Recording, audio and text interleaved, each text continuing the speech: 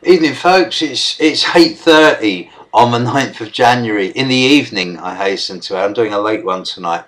I've just been watching the comet Apophis, the Egyptian god of destruction and darkness, and it's passing the earth as I speak. It's a long way away, but it's as close as it gets this time round. It's about 14 million K away, so it's well outside the orbit of the moon, but it's not that far away as far as space rocks go.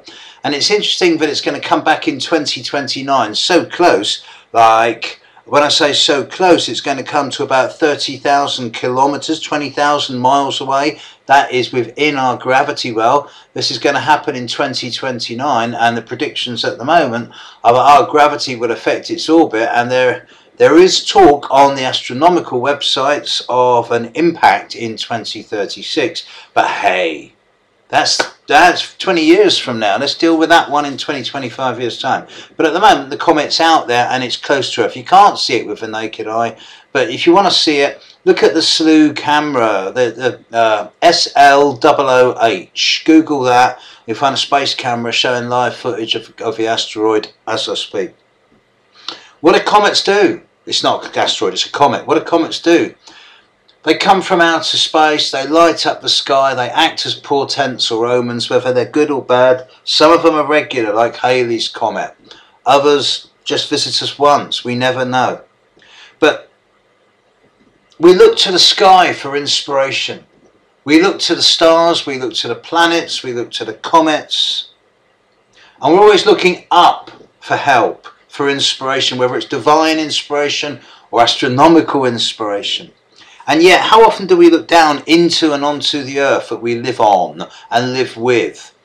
And it sometimes seems to me, you know, I see a lot of footage from the space station and things like that of Earth from space, and there's this incredibly narrow film, 8 or 9 miles of stratosphere, atmosphere, troposphere, which without that we'd be a rock planet and we'd be barren and no life would be able to live. And it's such a thin membrane, and it makes us realize how fragile our environment is.